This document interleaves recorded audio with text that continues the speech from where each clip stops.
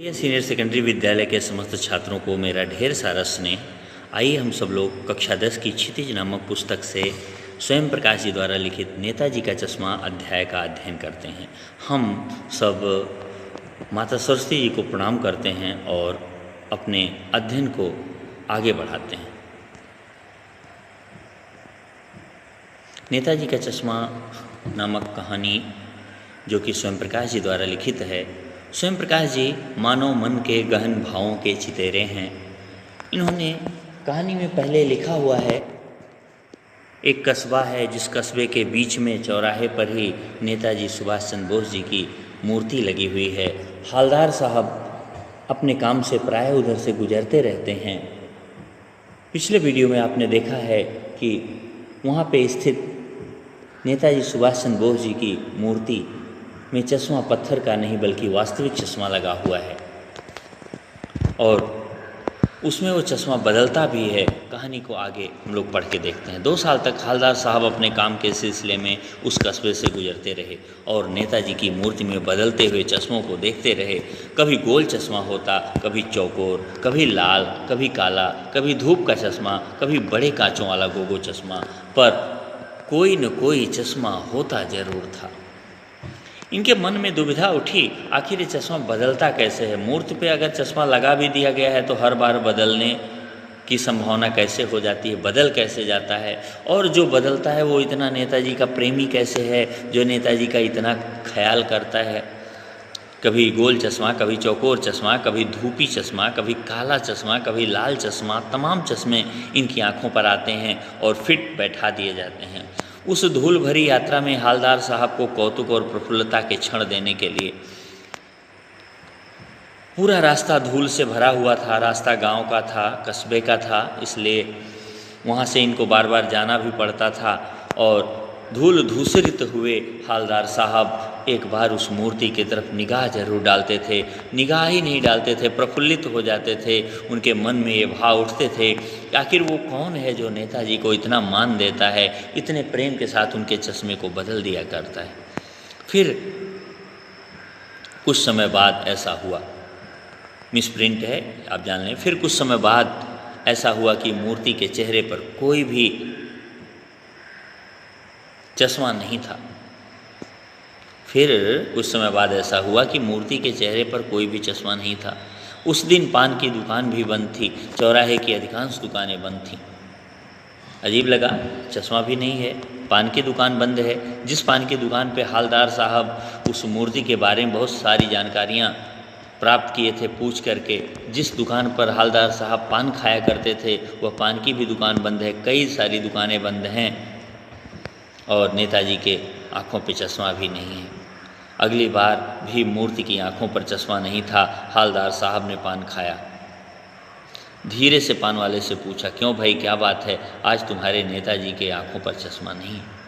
हालदार साहब से नहीं रहा गया, मन में भावनाएं हिलोरें ले रही थीं। पूछे ही बैठे पान वाले से, क्यों साहब, क्यों भाई साहब नहीं, क्यों भाई क्या बात है, आज तुम्हारे नेताजी की आंखों पर चश्मा नहीं है, क्या कारण है, कहाँ गया वो चश्मा बदलने वाला, आखिर उसने आज क्यों नहीं बदला।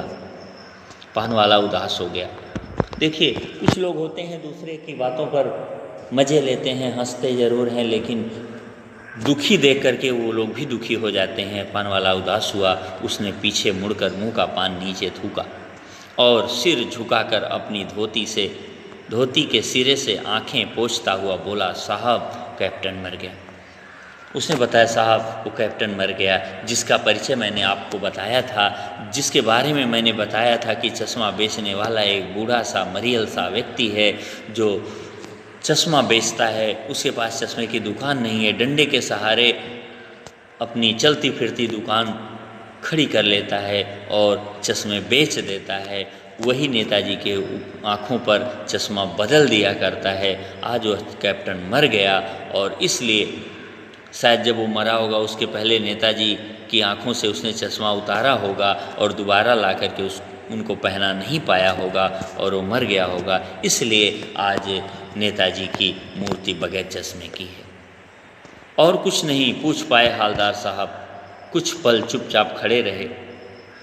इतनी बात सुन करके हवलदार साहब भावुक हो गए। दूसरी बात पूछने की उनकी हिम्मत नहीं हुई मारे भावुकता के।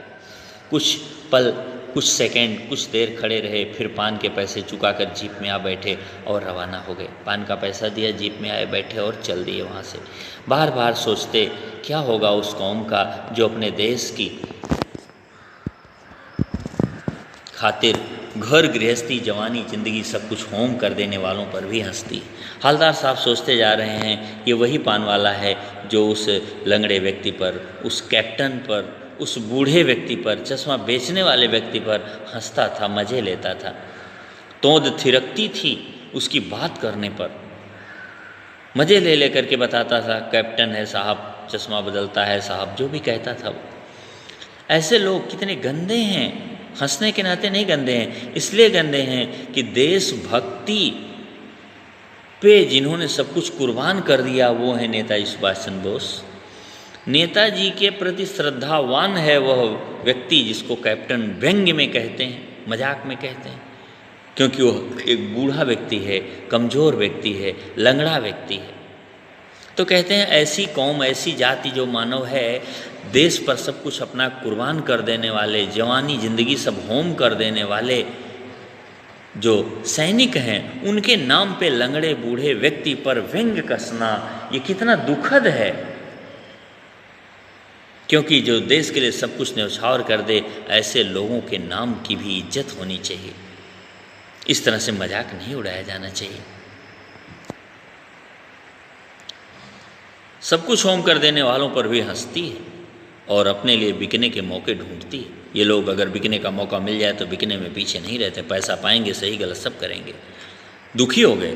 15 दिन बाद फिर उसी कस्बे से गुजरे। कस्बे में घुसने से पहले ही ख्याल आया कि कस्बे की हृदयस्थली में सुभाष की प्रतिमा अवश्य ही प्रतिष्ठापित होगी। जैसे ही घुसने वाले थे कस्बे में, तैसे उनको याद आया कि जहाँ मेन चौराहा है वो हृदयस्थली जैसा है, शरीर के बीच का भाग जैसा है, वहाँ पे सुभाष जी की प्रतिमा जरूर होगी। और प्रतिमा होगी तो लेकिन आँखों पे चश्मा नहीं होगा। क्यों नहीं होगा? क्योंकि मास्टर बनाना भूल गया, कैप्टन मर गया।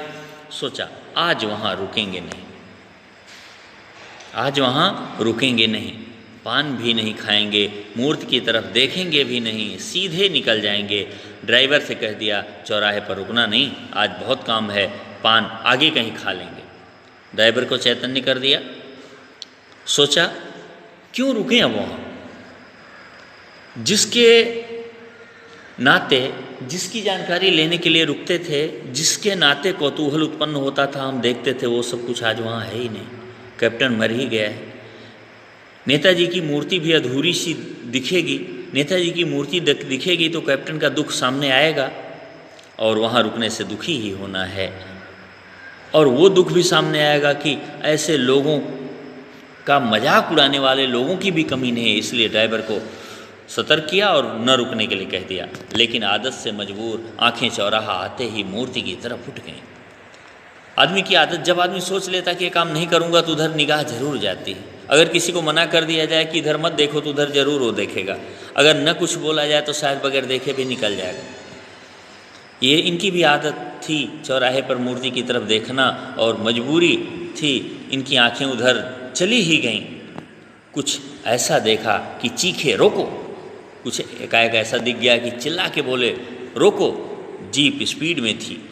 ड्राइवर ने जोर से ब्रेक मारे। रास्ता चलते लोग देखने लगे कि आखिर ये क्यों एकाएक जीप बड़े झटके से रुक रही है, कोई चीज़ सामने तो नहीं आई, फिर इतने तेजी से जीप क्यों रोकी जा रही है। जीप रुकते न रुकते हवलदार साहब जीप से कूद कर बाहर आ गए। जीप पूरे तरीके से नहीं रुकने पाई। हवलदार साहब जीप के बाहर आ पहुँचे। तेज कदमों से मूर्ति की तरफ लपके और उसके ठीक सामने जाकर अटेंशन में खड़े हो गए। हवलदार साहब बाहर आ गए, मूर्ति के सामने पहुंचते हैं, सावधान मुद्रा में खड़े हो जाते हैं, बड़े श्रद्धा के साथ। आखिर हुआ क्या? इस तरह से हवलदार साहब एकाएक क्यों निकल पड़े, क्यों जीप रुकवा ली, क्यों आके सावधान मुद्रा में खड़े हो रहे हैं? मूर्ति की आंखों पर सरकंडे से बना छोटा सा चश्मा रखा हुआ था। आज देखा, अरे मूर्ति के आंखों पर तो घास फूस, सरकंडा, सरपत नाम की एक घास उसमें पाई जाने वाली लकड़ी, उसी से बना हुआ छोटा सा चश्मा आंखों पे लगाया गया हुआ है, जैसा बच्चे बना लेते हैं। ऐसा चश्मा तो कोई बड़ा और सयाना व्यक्ति नहीं बनाता, बच्चे ही बनाते हैं। ऐसा चश्मा रखा हुआ था और उस चश्मे को देखा। हवलदार साहब भावुक हैं, हवलदार साहब बड़े कोमल मन वाले हैं, बड़े आपके शब्दों में कहा जाता है इमोशनल हैं, भावनात्मक हैं, किसी की भावनाएं उनको छू जाती हैं। इतनी सी बात पर उनकी आंखें भर आई। हवलदार साहब की आंखों का भरना जायज़ था, क्योंकि हवलदार साहब बहुत दुखी हैं आज। क्यों दुखी हैं कि अरे केवल वो कैप्टन ही नहीं, केवल वो चश्मा बेचने वाला ही नहीं, और भी कोई है इस कस्बे में जिसके दिल में, जिसके मन में, जिसके हृदय में कम से कम नेताजी की मूर्ति के प्रति इतने श्रद्धा से भरे हुए भाव हैं कि नेताजी की मूर्ति पर वो कोई बच्चा है, कोई नन्हा बच्चा है जो मूर्ति तक पहुंच तो सकता है, लेकिन उनके लिए अच्छे चश्मे का जुगाड़ नहीं कर सकता। और उस बच्चे ने सरकंडे से बना हुआ चश्मा ही पहना करके नेताजी की मूर्ति को सुशोभित कर दिया है। बात सरकंडे की नहीं है, बात यहाँ देशभक्ति की भावना की है। कौन है वो, कौन सा बच्चा हो सकता है, क्या मन में उसके आया होगा? शायद उसके मन में भी देशभक्ति की भावना उफान मारी होगी, देशभक्ति की भावना से वो जरूर जुड़ा होगा, इसीलिए उस बच्चे ने नेताजी की आंखों पे सरकंडे का चश्मा लगा रखा है। अन्यथा यदि इतने सुंदर भाव न होते तो कोई बच्चा ऐसा काम करने के लिए आतुर कदापि नहीं होता। नेताजी का हृदय बच्चे के अंदर की देशभक्ति की भावना देख करके गदगद हुआ, वे भावुक हो गए और इतना सारा प्रेम देख करके इनकी आंखें छलछलाईं, आंखें भर आईं। उन्हें लगा कि देश में दोनों तरह के लोगों की कमी नहीं है। अगर देशभक्तों पे हंसने वाले हैं तो देशभक्ति के लिए वो नन्हे मुन्ने जिनको देशभक्ति की शायद पूरी परिभाषा भी नहीं पता हो, ऐसे बच्चे भी हैं जो मूर्ति को चश्मा तो नहीं दे सकते, लेकिन खेलने वाला चश्मा ही, सरकंडे का बना हुआ चश्मा ही पिन्हा रखे हैं ताकि नेताजी का अधूरापन पूरा हो सके। आप लोगों को बहुत बहुत धन्यवाद। आज का वीडियो बस इतना ही। अगले वीडियो में हम प्रश्न और उत्तर की व्याख्या फिर से करेंगे।